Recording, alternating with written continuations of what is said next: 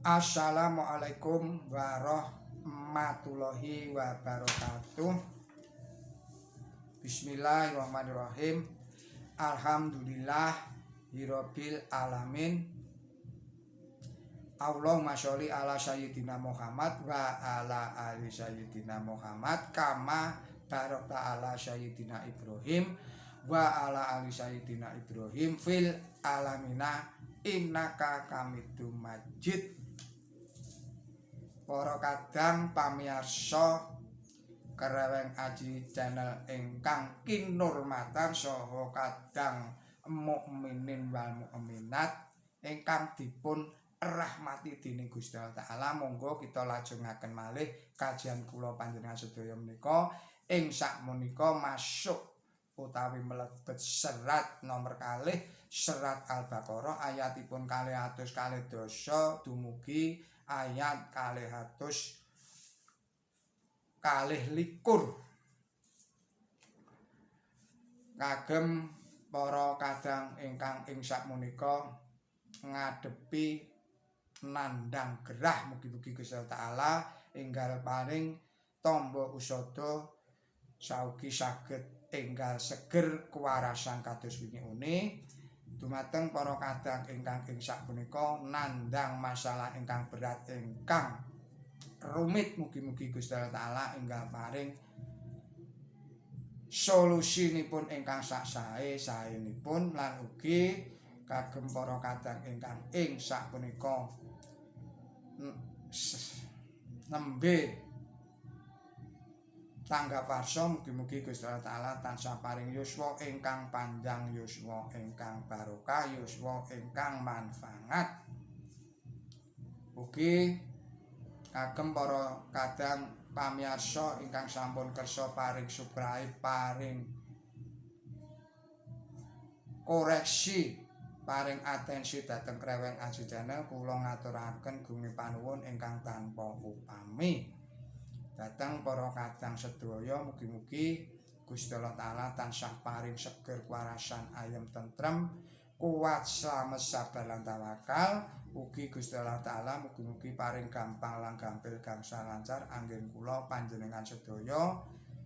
pados rejeki ingkang halalan, ingkang thayyiban, ingkang barokah, ingkang kathah turah mbelawah, ingkang manfaat wonten ing donya, tuwin manfaat wonten ing akhirat. Ugi mugi-mugi Gusti Allah Taala tansah paring pangayoman dhateng kula lan panjenengan sedaya saking godha rencananipun setan lan iblis, ugi saking fitnahipun Dajjal Ya'juj saha Ma'juj, saha saking sakehing bebaya ingkang saged mitunani kula panjenengan sedaya. Monggo kita lajengaken malih. Bismillahirrahmanirrahim. Fid dunya wal akhirah wa yas'alunaka 'anil yatama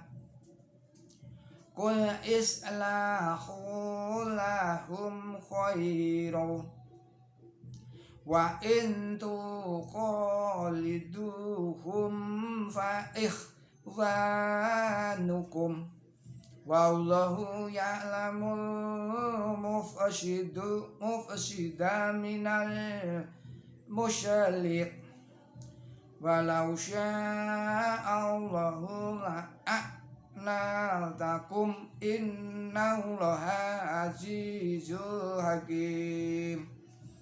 Wala tanfiqul musyrikati hatta yu'min wala ma'atum ma'aminatun khairum min musyrikati walau a'jabatkum wala tuhiqul musyriqina hatta yu'minu wala abdum mu'minu khairum min ariqi walau a'zabakum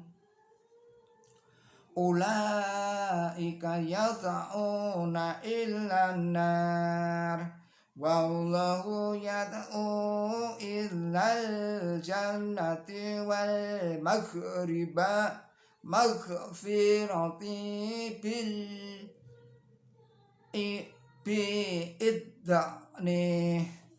wa yubayinu ayatihi linnasi la'allahum yatadakkarun wa yas'alunaka anil mawaqis qul huwa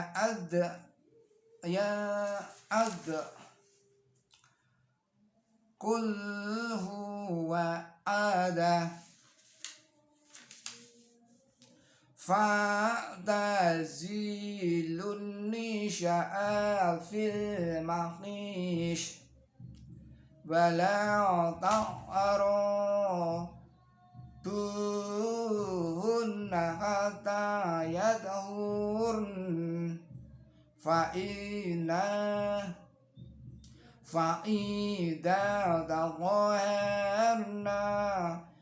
fa'atuhunna min kaisu amarakumullah innallaha yuhibbut tawwabina yuhibbul mutatahhirin. Shadaqallahul adzim. Artosipun atas asma Allah ingkang maha murah ingkang maha asih ing donya iki lan ing akhirat lan padha takon marang sira prakara bocah-bocah yatim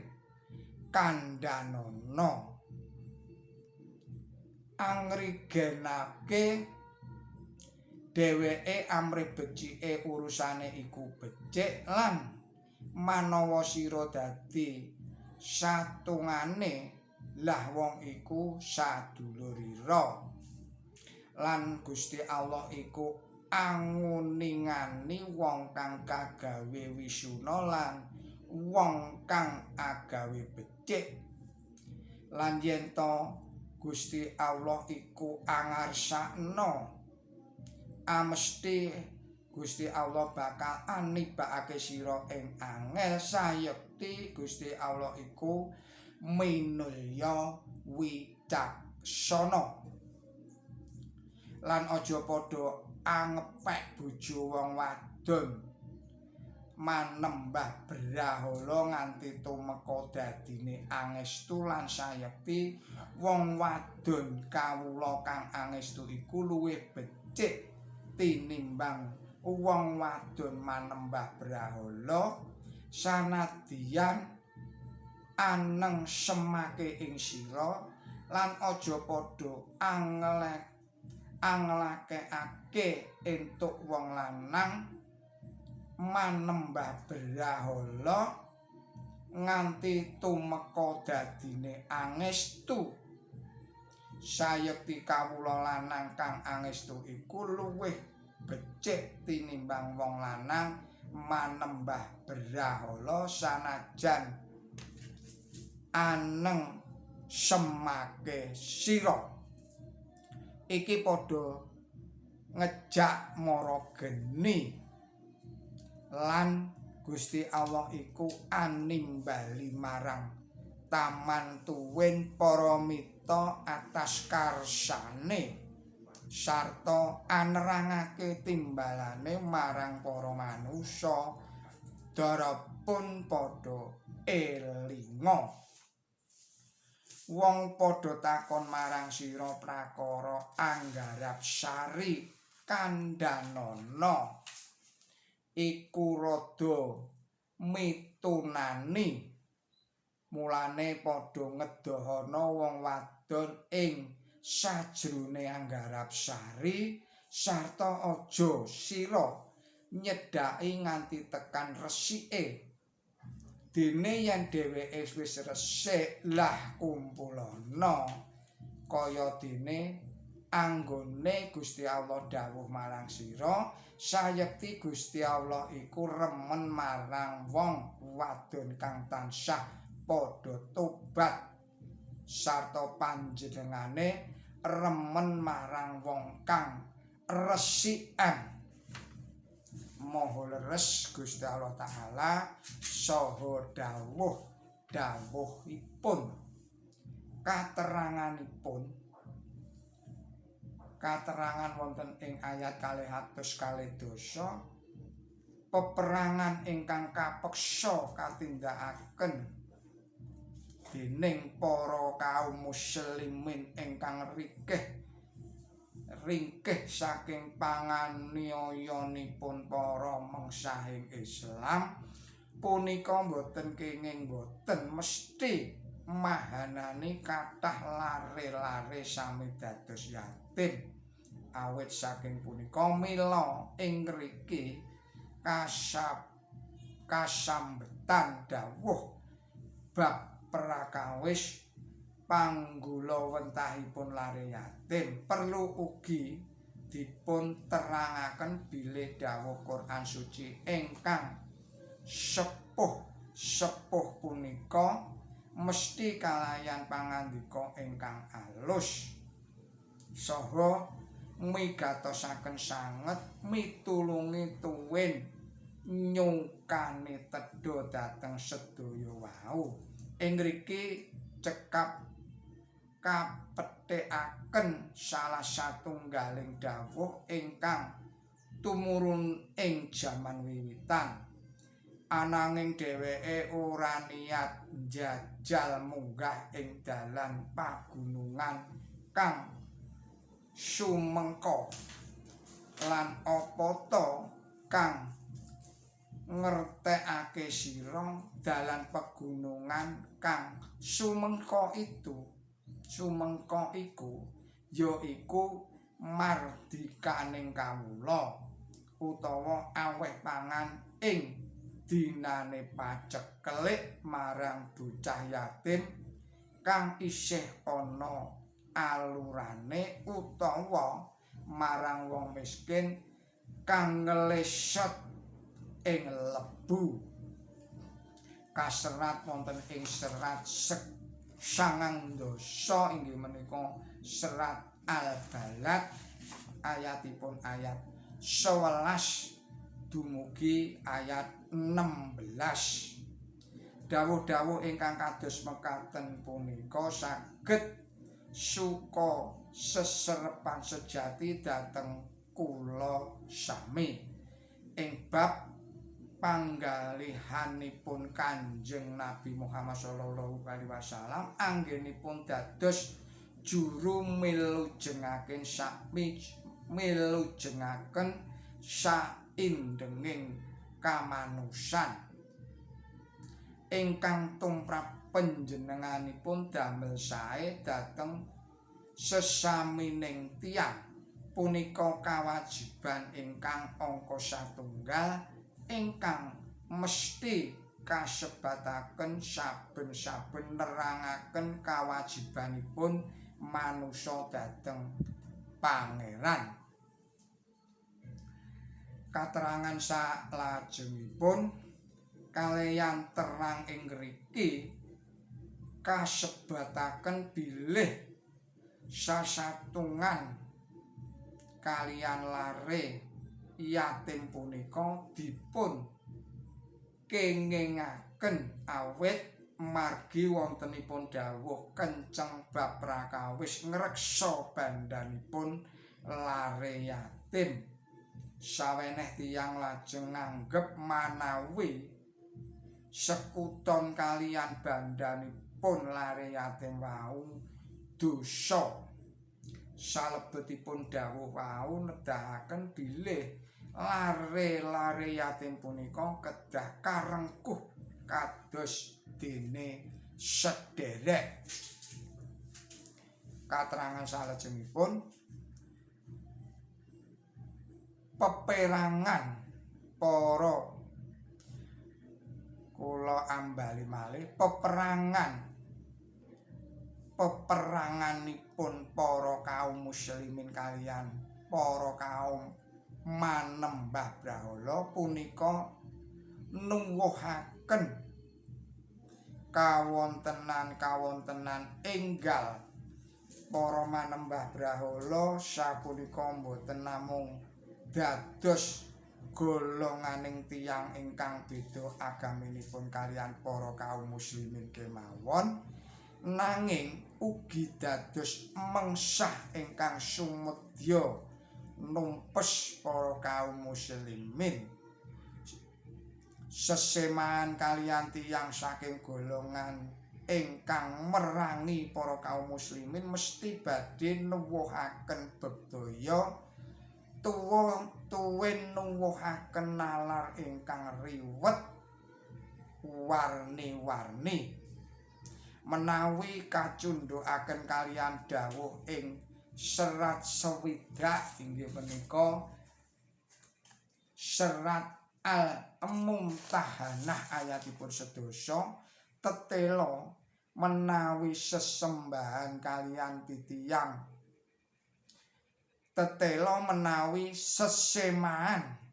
kaliyan titiyang saking golongan punika senadyan ingkang sampun kalajeng pisan inggih kedah dipun pedhot margi saking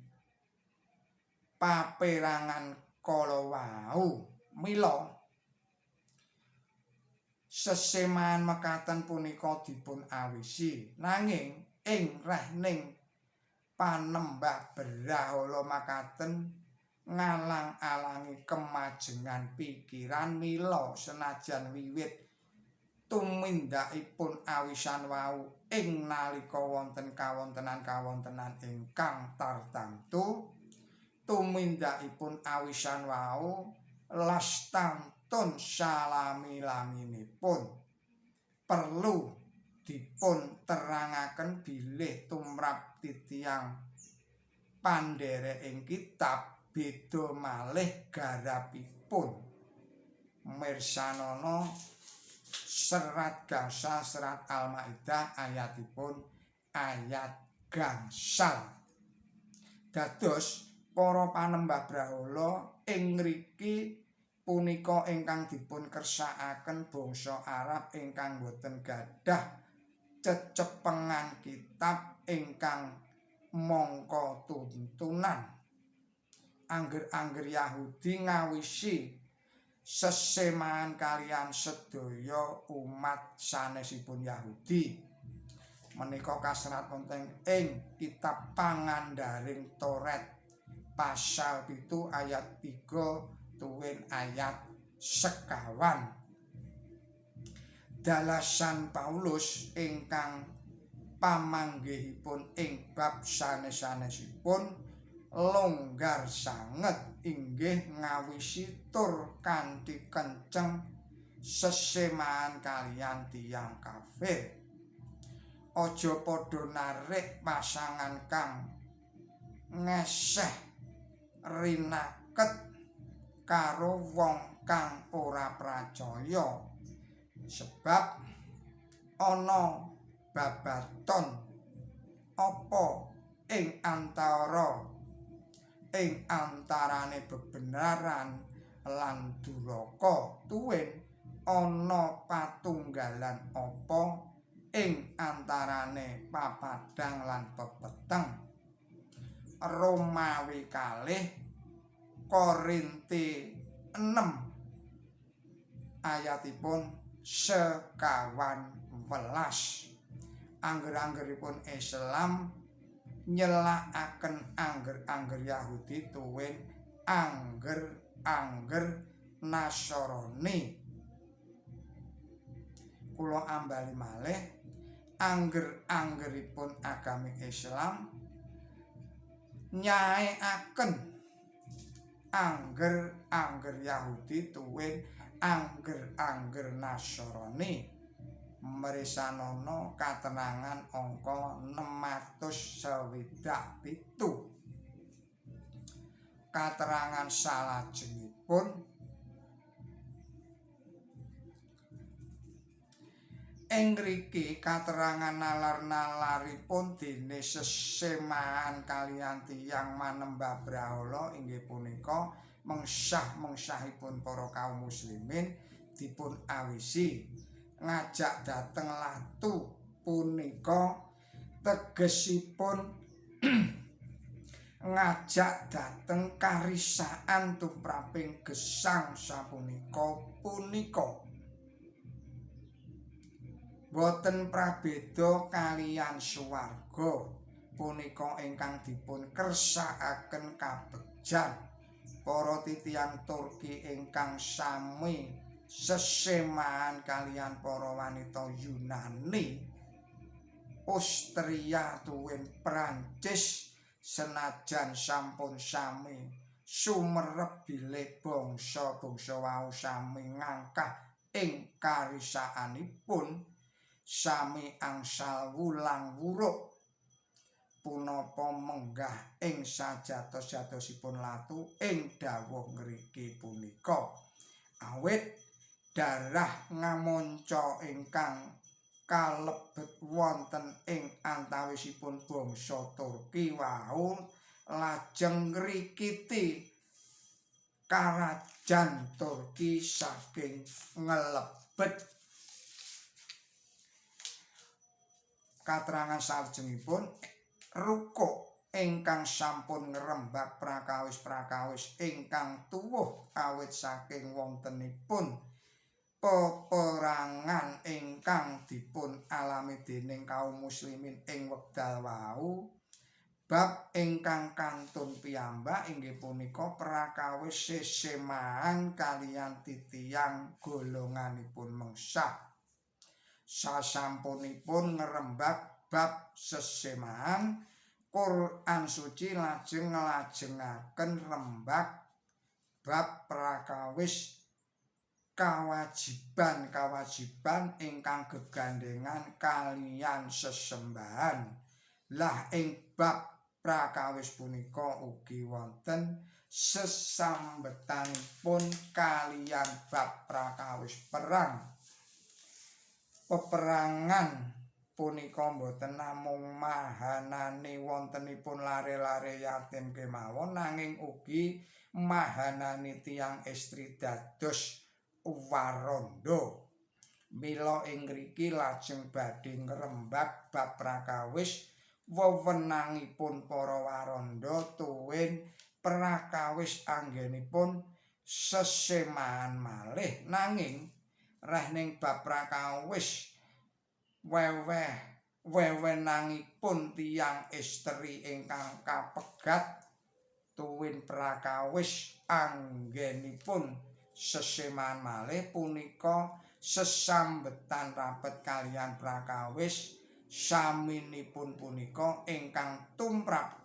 para waranda ingkang tinilar pejah dening ingkang jaler.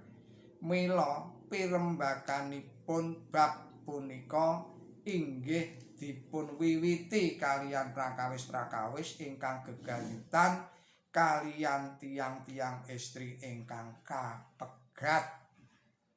Dene milanipun bab prakawis Anggarapsari dipun angge pupucak ing rembak bab prakawis pegat awit pegat ingkang kadhawuhaken ing salebetipun istri saweg Anggarapsari punika boten absah lan batal ing kalanipun istri saweg Anggarapsari punika kaawisan boten kenging dipun kempali dados rehning Anggarapsari mekaten sampun nama ngawontenaken kawontenan ingkang sawarni pipisahan. Mila pegat ingkang saleres-leresipun pepisahan saestu punika boten saged kalampahan wonten ing wekdal wau. Awit miturut agami Islam Sagedipun pegat punika sah kedahipun wonten ing kawontenan ingkang jaler lan estri boten wonten pakewetanipun nyambet sihing sesemahan. Perlunipun menawi wonten pasulayan sapele ingkang sok asring kalampahan tumrap tiyang sesemahan punika sageta lajeng kasilep dening uruping katresnanipun satunggal dhateng satunggalipun. Para kadang pamirsa kereweng aji ingkang kinurmatan dalah para kadang mukminin wal mukminat ingkang dipun rahmati dening Gusti Allah Ta'ala. Kula pungkasi sakmanten rumiyin kajian kula panjenengan sedaya, mugi-mugi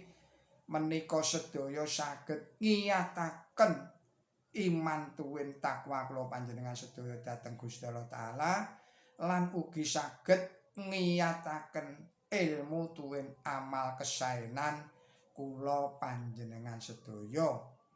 Lepat nyuwun gunging samudra pangaksami billahi taufik wal hidayah. Ihdinas siratal mustaqim. Wassalamualaikum warahmatullahi wabarakatuh.